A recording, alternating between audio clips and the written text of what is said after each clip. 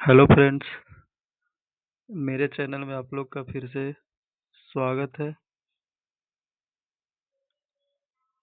आज हम बिहार एसएससी का प्रश्न इसके पहले दिन 1 से लेके 30 तक के देखे थे। आज 31 से लेके 60 तक के देखने वाले हैं। चलिए पहला प्रश्न देखते हैं। आप लोग देर समय को न गवाते हुए पहला प्रश्न देखते हैं। आज का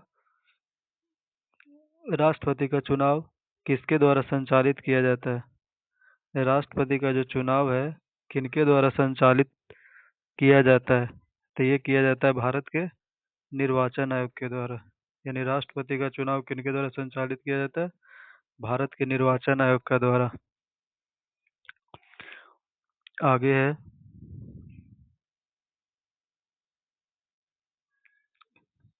किस राज्य में सर्वप्रथम लोकायुक्त कार्यालय की स्थापना हुई थी? किस राज्य में सर्वप्रथम लोकायुक्त की स्थापना की गई थी? यानी इसका राइट आंसर हो जाएगा महाराष्ट्र में। किस राज्य में सर्वप्रथम लोकायुक्त की स्थापना की गई थी हुई थी? तो महाराष्ट्र में।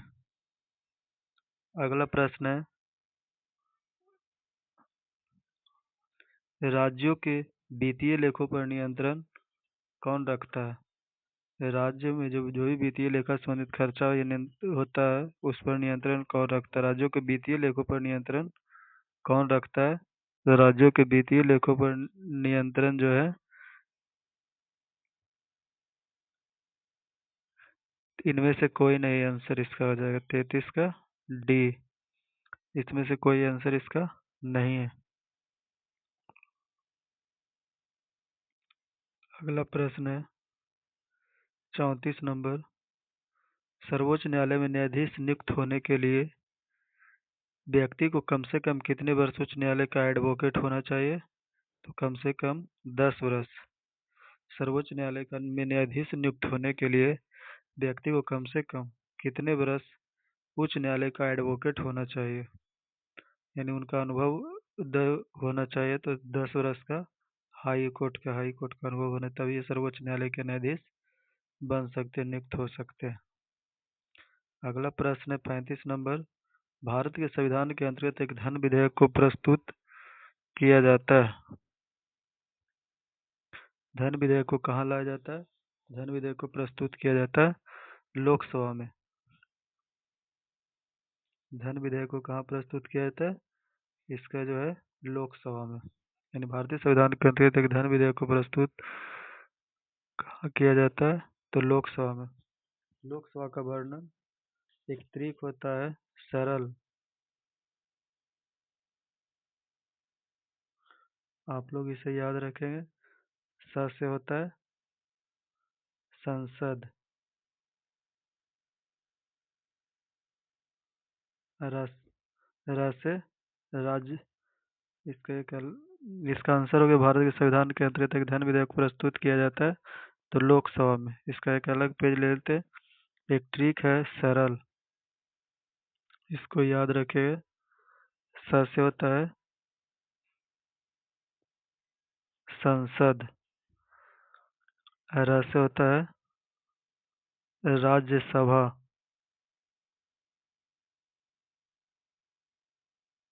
ल से होता है लोकसभा।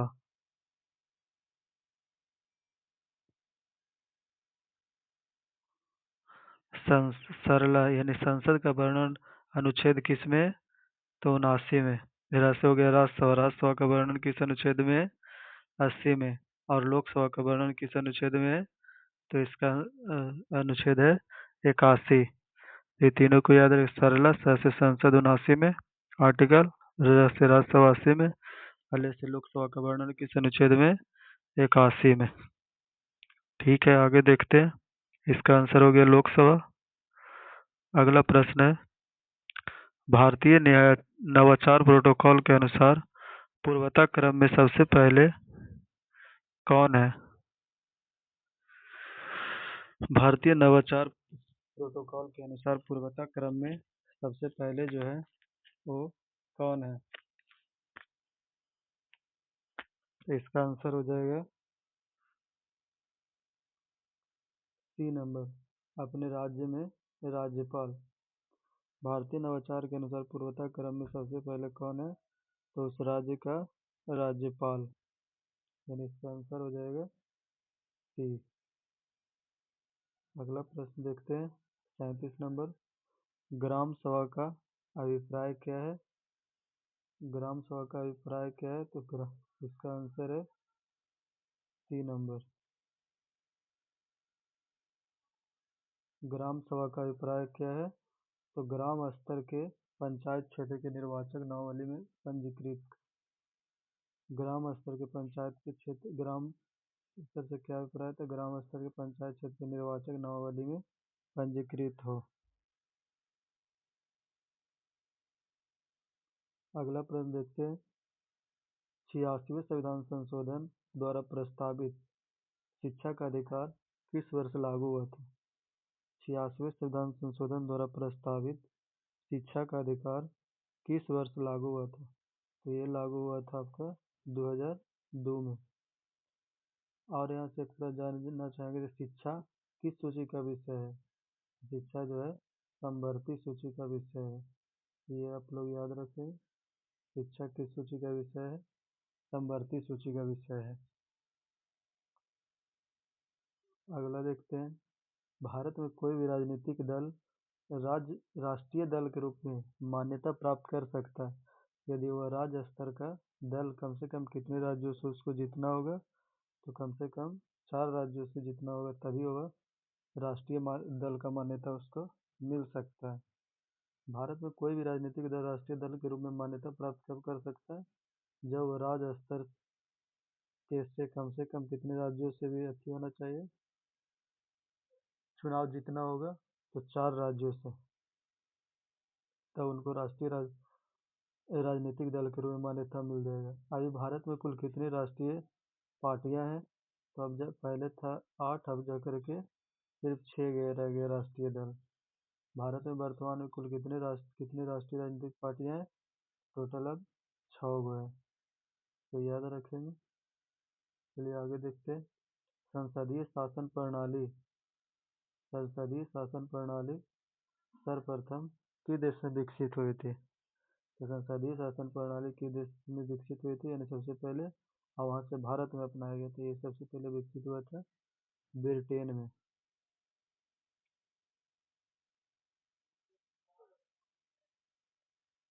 अगला है मोसाद जो है क्या है? तो मोसाद क्या है? तो ये जो है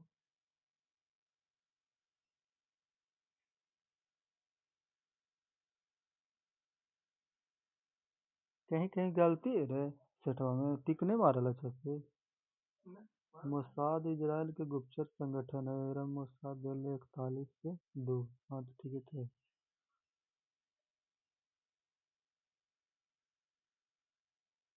मोसाद क्या है? तो ये इजराइल की गुप्तचर संगठन है। यानी मोसाद जो है इजराइल की गुप्तचर संगठन है। तो इसका राइट आंसर हो जाएगा बी नंबर।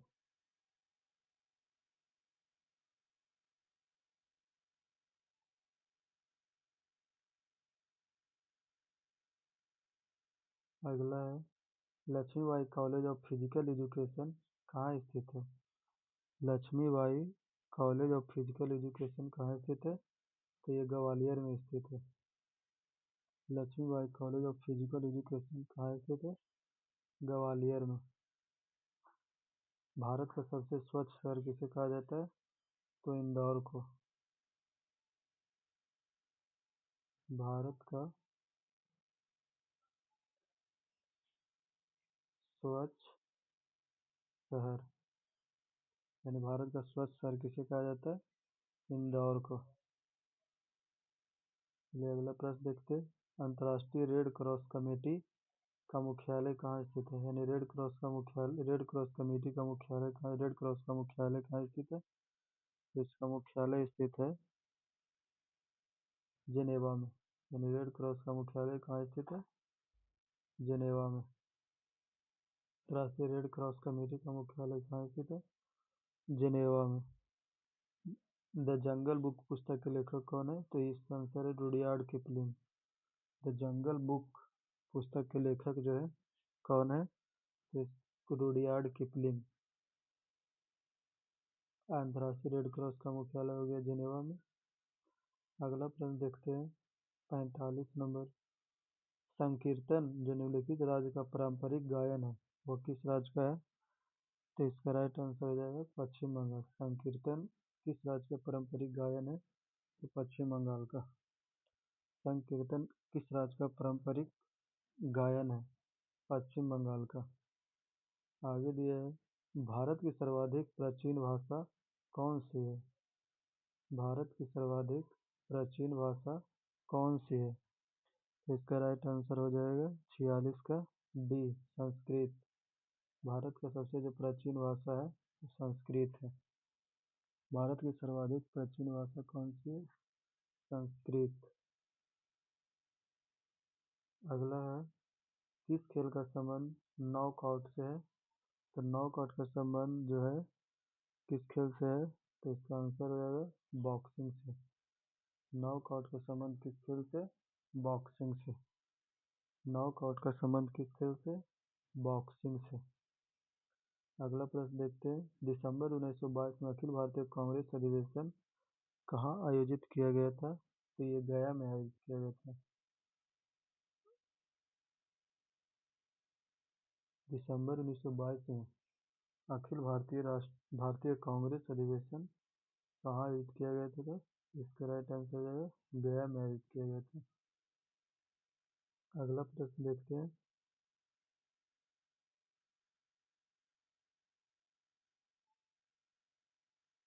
बिहार का राजकीय पशु जो है क्या है? तो बिहार का राजकीय एक दो को ये भी बिहार से रिलेटेड डाल दे इसमें। तो बिहार का राजकीय पशु क्या है? तो बिहार का राजकीय पशु जो है बैल है। आगे दिया है बिहार में सर्वाधिक साक्षरता वाला जिला कौन सा है? बिहार में सर्वाधिक साक्षरता वाला जिला कौन सा है? 50 का आंसर हो जाएगा ए नंबर रोहतास। यानी बिहार में सबसे अधिक साक्षरता वाला जिला कौन सा? रोहतास। जबकि सर्वाधिक जनसंख्या वाला जिला कौन सा? तो पटना। और सर्वाधिक कम जनसंख्या सबसे बड़ा जिला कौन सा है? तो पटना। सबसे छोटा शेखपुरा। अगला चलते हैं ये दो इंग्लिश टाइप हो गलत इसको हटा देंगे। ये हिंदी इसको छोड़ देंगे। आगे साइंस एंड टेक्नोलॉजी तो देखते हैं पृथ्वी की सतह से 32 किलोमीटर की ऊंचाई पर गुरुत्वीय त्वरण का मान क्या होगा? तो इसका आंसर हो जाएगा पृथ्वी की सतह पर 32 ऊंचाई पर गुरुत्वीय त्वरण का मान गुरुत्वीय त्वरण बराबर है 33 किलोमीटर की ऊंचाई।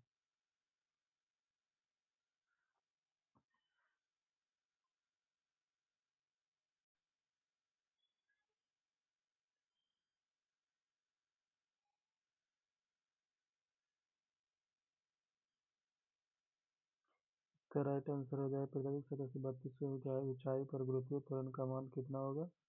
इसका राइट आंसर है 56 के 1 नंबर 4.82 मीटर प्रति सेकेंड स्क्वायर। आगे जो एक उड़ता हवाई जहाज दिखलाई देता है एक उड़ता हुआ हवाई जहाज कैसा दिखलाई देता है? 57 का आंसर हो जाएगा एक वास्तविक स्थिति से नीचा।